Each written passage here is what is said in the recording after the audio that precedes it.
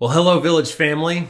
It has now been 6 weeks since we've gathered together in person and since we've been, I guess, exclusively the Village online. I think 6 weeks ago on our first Sunday online, I said something to the effect of, well, this is weird. I didn't know that 6 weeks later we would be in the thick of the weird, and it'd probably be more weird now than it was then, yet here we are. I want you to know how much I miss being with you on Sunday mornings. I've realized how much of a boost I get from us being together on Sundays.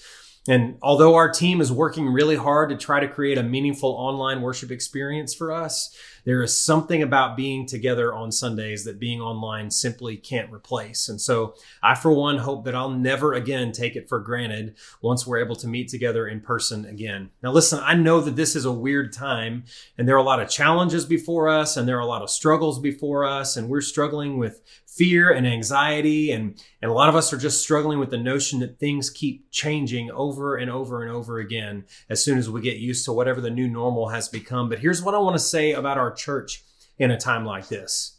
It's a really weird when, but I think our why and our what as a church are more important now than ever.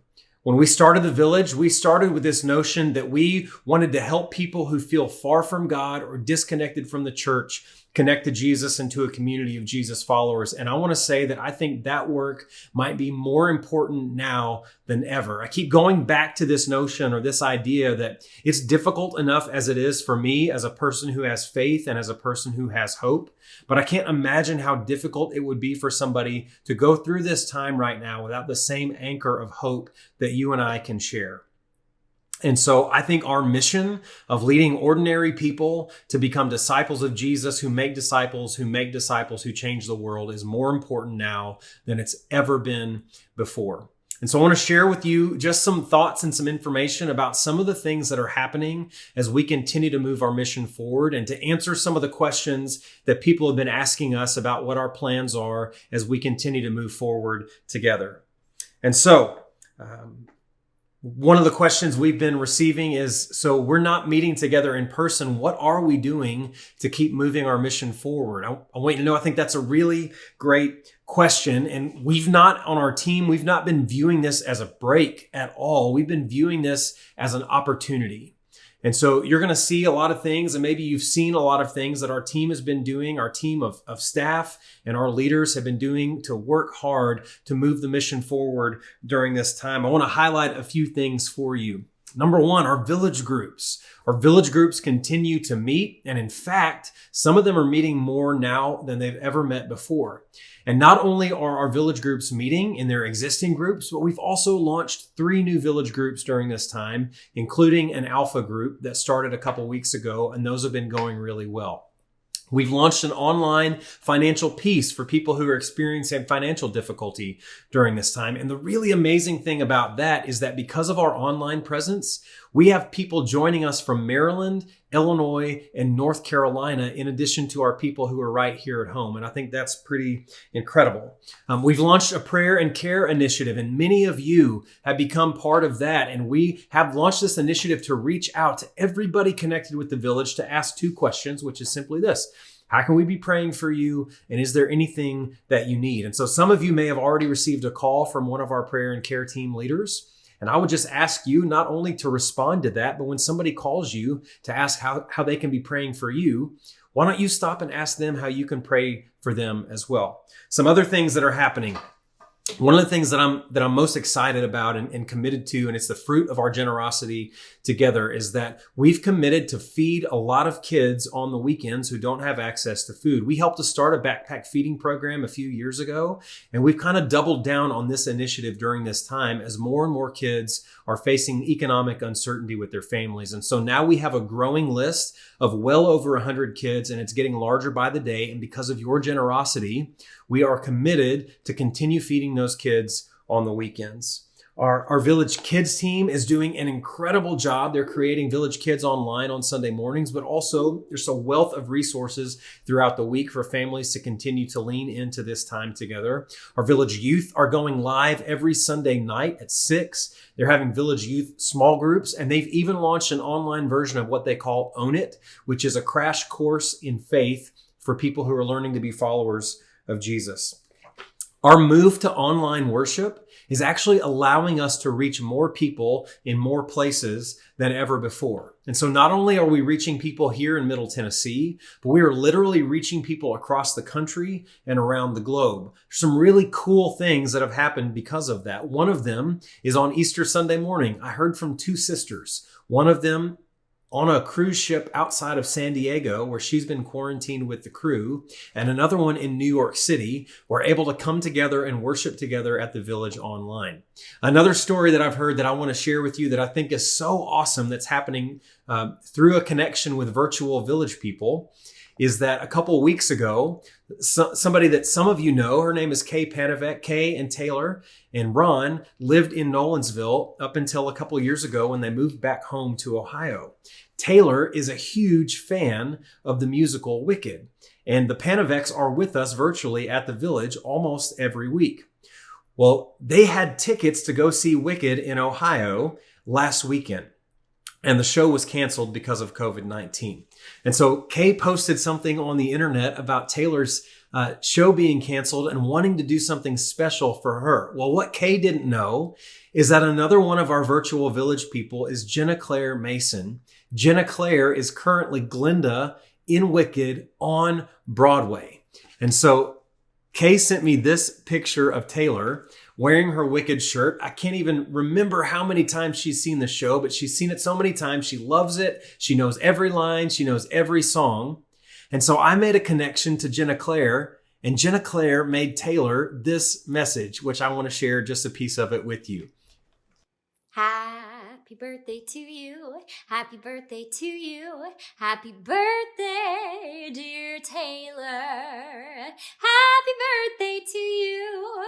Hi, Taylor. My name is Jenna Claire, and I play Glinda in Wicked on Broadway when Broadway is... I absolutely love that. And that's happened through a connection for virtual Village people. And I think it's really awesome.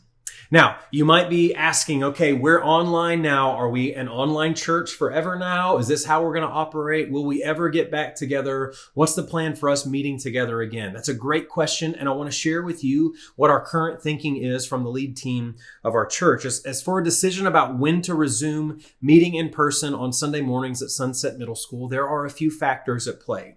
But I want you to know that our lead team has made the decision in thinking about the health and the safety of our members and guests and wanting to do everything we can to ensure the health and the safety of our guests, our lead team has made the decision that we're going to continue to meet online for the foreseeable future. So we'll continue to have our services online, but I want you to know that we've not given up meeting together. Our worship services are not canceled. We're just currently in a different format, a different way for us to gather together, but we're still together on Sunday mornings. I want you to know that we're listening to the guidance of city leaders and community leaders and state leaders and county leaders. And so we're trying to follow certain guidelines. We've been paying attention to the roadmap to reopen Nashville, as well as the ongoing plans of the state leaders and the county leaders around us. And the other thing that's a factor for us is that because we don't have our own building, the decision of when we could meet together again at the school is not solely ours to make. And so we're also in conversation with leaders of the Williamson County schools to figure out a reasonable timeline when we could safely gather together again. And so I could give you a timeline right now, but I want you to know honestly that any timeline I were to give you right now would be an arbitrary timeline. And so I think it's safest for us to say that right now we're continuing to meet online until further notice, but we are working towards a time and a day when we can start to gather together again in some groups along the way. And as soon as we have more information about that, we'll be sharing it with you. Another question that we've been receiving and that I want to share with you is what about invitation? There's something about inviting people to Sunset Middle School on Sunday mornings. Is that something that we have to put on hold for now? And I want to say to you, absolutely not. In fact, right now, I think the power of your invitation is bigger and greater and more impactful than ever before. And so I'm going to ask you to do something that I'm calling risky invitation. And here's what I mean by that. Every single one of us knows somebody who feels far from God or disconnected from the church. Family member, friend, coworker. And what I want to ask you to do is to think about a person, and I want you to begin to pray for them. And then when you have an opportunity, I want you to reach out and directly and personally invite them to join you at the Village on Sunday mornings. I think our invitation right now is more important than ever before. And as you invite somebody, I want to ask you to share part of your story. It doesn't have to be a whole long exposition of scripture. You don't have to know everything about the Bible, but maybe as you share, you could share something about why the Village is important to you. What does Jesus mean to you? How is your life different now that God is part of it? Share that with them and invite them to join you with us online on Sunday mornings. The cool thing about the moment that we're in is they don't even have to be local. This could be somebody who lives literally anywhere in the world, but I want to invite you to reach out to them in a bit of risky invitation. Here's another question we've been getting. It's a great question. How is our church doing financially? And I want to share some things with you about that. First of all, I just want to say that I can't thank you enough for your continued ongoing generosity and the ways that you continue to give to the ministries of God and the mission of our church. Our giving has remained steady and strong throughout March and April.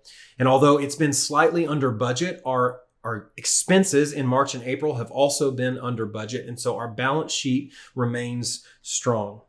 Amanda and I want you to know we are committed to continue to give at least 10% of our income to the ongoing ministry budget of the church.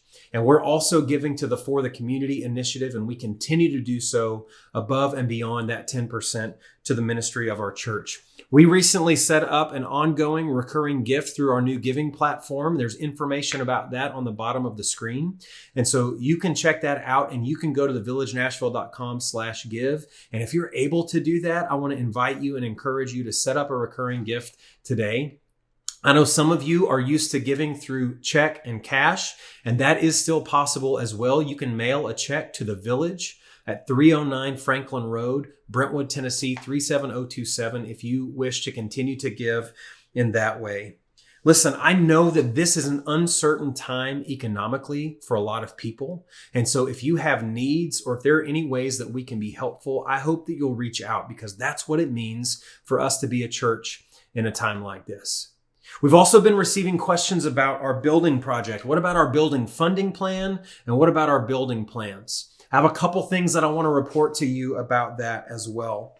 Our giving, first of all, to the For the Community campaign has continued to be incredibly strong in a time like this. And I am really, really thankful and grateful for that. So I've got some numbers to report. As of the third week of April, we've already received over $325,000 toward our 3-year goal of over $2.2 million. And on top of that, in just over 15 months, I want to remind you that we've paid down over $1 million in debt on our property. And so I cannot say how grateful, I can't say it enough, how grateful I am for the generosity and faithfulness of our people financially to the ministries and the mission and the building program of our church. There are other questions about the building plans as well. And so I want you to know that even during this uncertain time, our building team has continued to meet, and we've continued to work hard to keep us on track with our building project. And so we've had continuing and ongoing conversations with our contractor, with our architect, with our civil engineer, and other teams to keep the project moving forward and on time. And I want you to know that we're paying attention to what's happening in the world around us, and we are trying to be sensitive to that. And we're aware of the uncertainty of the moment. And at the same time, we want to continue to move forward as responsibly as we can in a time like this. And so I'm going to ask you to be on the lookout for some more information that's going to be coming your way very soon about our next steps in the building plan. Last question. What can I do to remain active in my faith and in our church in a time like this? I love that question. And here's what I want to say. This is from the book of Galatians, chapter 5. Paul writes this. He says, the fruit of the Spirit is love, joy, peace, forbearance, kindness, goodness, faithfulness, gentleness, and self-control. Against such things there is no law. Those who belong to Christ Jesus have crucified the flesh with its passions and desires. But since we live by the Spirit, let us keep in step with the Spirit. Against such things there is no law. Since we live by the Spirit, let us keep in step with the Spirit. And so here's what I want to encourage you to do. I want to encourage you in every way possible to lean in to God and to each other in a time like this. Here's some things I would encourage you to continue to do and to prioritize in your life. Number one, I can't encourage you strongly enough to prioritize our online worship gatherings on Sunday mornings and the offerings for our kids and for our youth. They are an incredibly important anchor in a time like this. Number two, I would encourage you to stay committed to your village group in a time like this. And if you're not in a group, see about joining one. Email Pastor Julie at thevillagenashville.com to see if she can help you get connected to a village group. I want to encourage you in this season, and maybe you've never done this before, but I want to encourage you to dig in to reading the Bible and to praying and to some spiritual practices like that. And if you're not sure where to start, sign up for our Rooted reading plan. It's a curated Bible reading plan that comes to your inbox every morning at 5 a.m. You can go to thevillagenashville.com/rooted to sign up for that. And it's delivered there every day. And I think that could be an anchor for you in a time like this. And then finally, I want to encourage you to look for ways to love and serve your actual neighbors. I say this sometimes that what if when Jesus said, love your neighbors, he meant your actual neighbors, the ones who live on the street with you. So I want to encourage you to pray for your neighbors privately in your own home. But I also want to encourage you to ask them if you can pray for them, out loud to them in person, on the phone, when you see them on the street. Here's the thing. Lots of people are saying this. This is an unprecedented time in our world. Absolutely an unprecedented time, that's for sure. But with that, I really believe that this is an unprecedented opportunity for the people of God to be the people of God in our neighborhoods, on our streets, in our relational networks. So we've been scattered. We've been scattered in a time like this, and it's outside of our control. And I don't believe that God has done something to pull some strings and scatter us in a time like this. But I believe with everything in me that while we've been scattered, God wants to use this as an opportunity to reach more people and wants to encourage us and equip us to reach more people than we've ever reached before. It's really interesting to me that the times in history when the movement of Jesus has grown more explosively than any other times have been the times when the people of God aren't allowed to gather together in public.